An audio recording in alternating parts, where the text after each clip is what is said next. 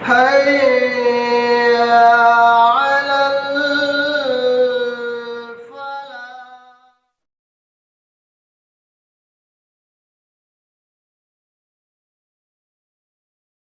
الحمد لله رب العالمين والعاقبة للمتقين والصلاة والسلام على رسوله الأمين وعلى آله وأصحابه أجمعين أما بعد. أعوذ بالله من الشيطان الرجيم. بسم الله الرحمن الرحيم. يا أيها الذين آمنوا أنفقوا مما رزقناكم من قبل أن يأتي أحدكم الموت فيقول رب لولا أخرتني إلى أجل قريب فأصدق وأكن من الصالحين. وعن أبي هريرة رضي الله تعالى عنه قال جاء رجل إلى النبي صلى الله عليه وسلم فقال يا رسول الله أي الصدقة أعظم أجرا؟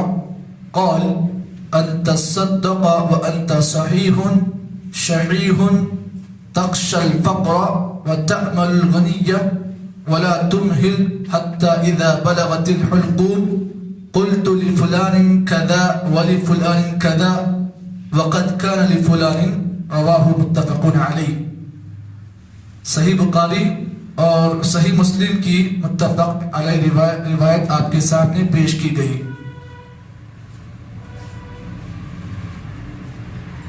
اس حدیث کو امام نووی رحمہ اللہ نے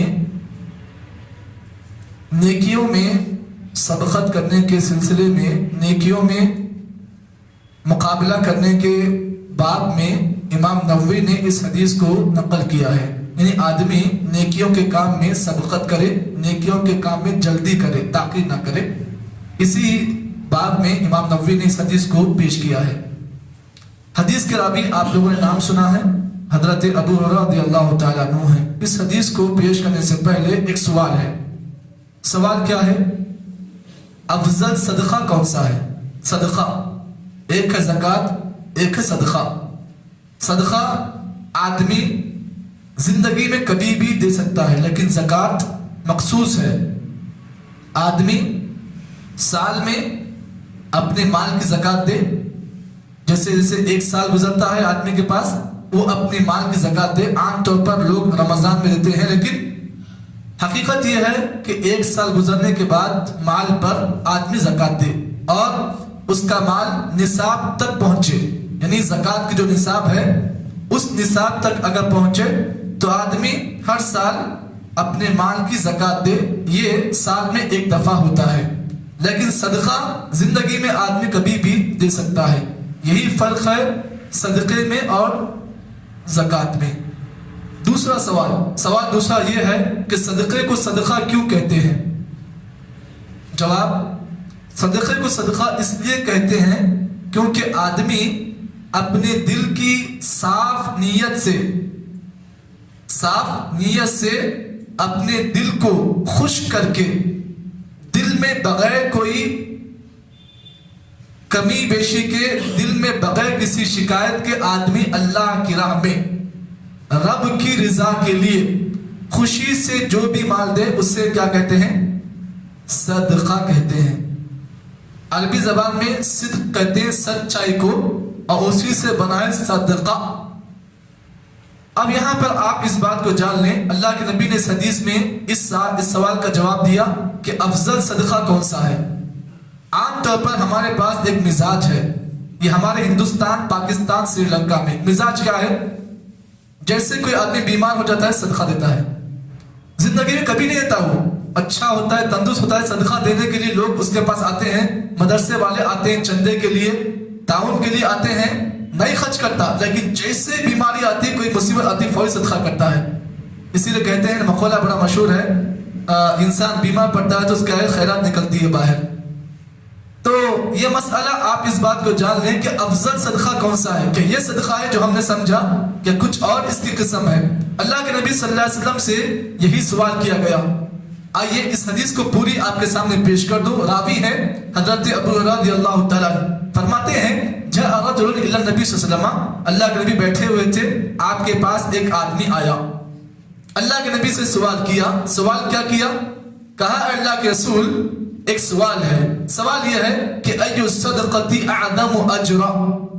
اے اللہ کے رسول میں جو اللہ کی راہ میں صدقہ دیتا ہوں سب سے افضل صدقہ کون سا ہے؟ اجر کے لحاظ سے سب سے زیادہ ثواب مجھے کس صدقے پر ملے گا؟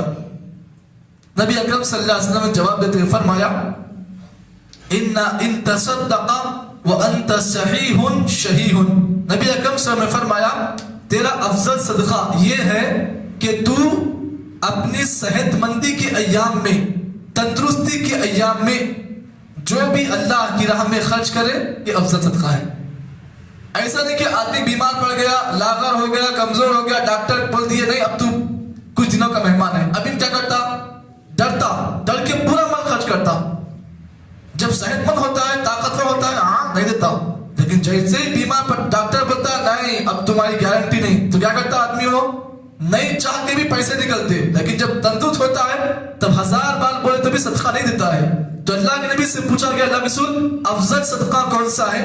نبی اکرم نے فرمایا افضل صدقہ یہ ہے کہ تو تندرستی کے ایام میں اللہ کی راہ میں مال خرچ کر. اس کے بعد پھر آپ نے فرمایا وَتَعَمَّلُ الْغَنِيَّ. نبی نے فرمایا آگے آپ نے فرمایا کہ افضل صدقہ یہ بھی ہے کہ آدمی اللہ کی راہ میں جب بھی کوئی صدقہ دے تو دل میں مال کی ہرس اور لالچ آدمی کے اندر نہ ہو.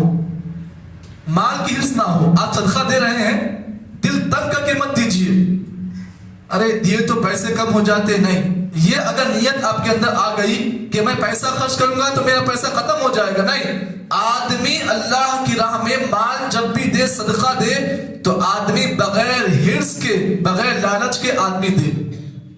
ہمارے پاس کیا ہوتا ہے، ہم جب اللہ کی راہ میں صدقے کی بات آتی ہے تو کہتے تو سب سے پہلے دیکھتے کہ سب سے چھوٹی نوٹ کون سی وہ ڈالتے. کیوں؟ اس لیے کہ ڈر ہوتا ہے کہ اگر میں صدقہ دوں گا تو میرا پیسہ جلدی ختم ہو جائے گا. نبی نے فرمایا یہ افضل صدقہ نہیں ہے. افضل صدقہ یہ ہے کہ تو اللہ کی راہ میں اپنا مال خرچ کر بغیر لالچ کے. اس کے بعد پھر اللہ کے نبی صلی اللہ علیہ وسلم نے فرمایا تعمل الغنیہ. اس کے بعد پھر آپ نے فرمایا ولا تمہل حتی اذا بلغت الحلقوم. نبی نے فرمایا صدقہ دینے میں تاخیر مت کرو، صدقہ دینے میں لیٹ مت کرو. کب تک؟ جب تک کہ تمہاری سانس گلے میں اٹک جائے. بعض لوگ کیا کرتے ہیں صدقے میں تاخیر کرتے ہیں. جیسے ہی سانس اٹکتی پیسہ پورا لا بیٹے پیسے لاؤ، جاؤ دے جاؤ صدقہ کر تمہیں. نہیں، نبی نے فرمایا افضل صدقہ نہیں ہے. آپ ایسا وقت آنے سے پہلے، روح کا حلق میں جانے سے پہلے، حلق میں اٹکنے سے پہلے اگر تجھے موقع مل جائے تو اس سے پہلے اللہ کی راہ میں خرچ کر دے. ایسا نہیں کہ روح آ کر حلق میں اٹک گئی اب آپ صدقہ دے رہے ہو، یہ اللہ کی راہ میں افضل صدقہ نہیں ہے. اس کے بعد پھر اللہ کے نبی نے فرمایا قلت لفلان کذا و کذا. آدمی کا معاملہ یہ ہوتا ہے کہ زندگی میں پیسہ جب ہوتا ہے نا، خاص کر بڑھاپے کی حالت میں انسان کے اندر فطرت یہ ہوتی ہے کہ نبی نے فرمایا انسان بوڑھا ہو جاتا ہے لیکن دو چیزیں اس کے اندر جوان رہتی ہیں. انسان بوڑھا ہوتا ہے لیکن دو چیزیں ہمیشہ اس کے اندر جوان رہتی ہیں. ایک مال کی ہرس اور دوسرا جینے کی خواہش. اب دیکھو بوڑھا ہوتا ہے انسان، بول جلدی مرتا نہیں مرنا، ہمیں بہت جینا ہے. تو اللہ نے فرمایا کہ آدم کی اولاد بوڑھی ہوتی ہے لیکن دو چیزیں ایسی ہوتی ہیں جو ہمیشہ اس کے پاس جوانی رہتی ہیں. ایک ہے مال کی محبت اور دوسرا جینے کی خواہش. اس کے بعد پھر اللہ کے نبی نے فرمایا آدمی کا معاملہ یہ ہوتا ہے کہ جب اس کی روح اس کے گلے میں آ کر اٹک جاتی ہے، حلق میں آ کر اٹکتی ہے، تو آدمی اپنے بیٹا کو بلاتا بیٹے ادھر آؤ بیٹا، عبداللہ ادھر آؤ بیٹا، میرا فلاں پیسہ فلاں بینک میں ہے وہاں جاؤ تم اتنا لے لو، فلاں اپنی بہن کو اتنا دو.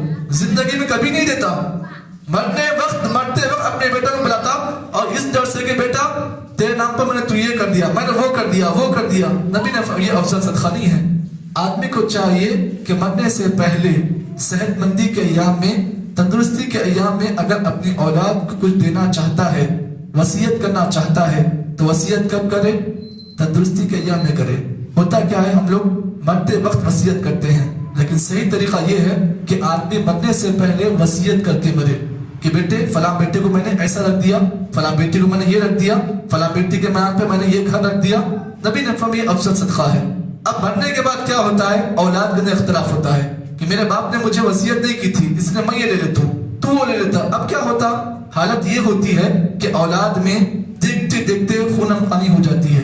تو اللہ کے نبی نے فرمایا یہ افضل صدقہ نہیں ہے. افضل صدقہ یہ ہے کہ آدمی صحت مندی کے ایام میں, تندرستی کے ایام میں اللہ کی راہ میں خرچ کرے, یہ افضل صدقہ ہے. اور آدمی اللہ کی راہ میں جب خرچ کرے تو صاف نیت سے کرے, بغیر کسی لالچ کے اللہ کی راہ میں خرچ کرے. اللہ کو ایسا صدقہ محبوب ہے. اللہ سے دعا ہے کہ اللہ تعالیٰ مجھے اور آپ کو اس حدیث کی روشنی میں جو باتیں پیش کی گئی ہیں, اللہ تعالیٰ ہم تمام کو اس کے مطابق عمل کرنے کی توفیق عطا فرمائے. سبحان اللہ بحمدہ, سبحانک اللہم بحمدک, نشہد ان لا الہ الا انت, نستغفرک و نتوب الیک.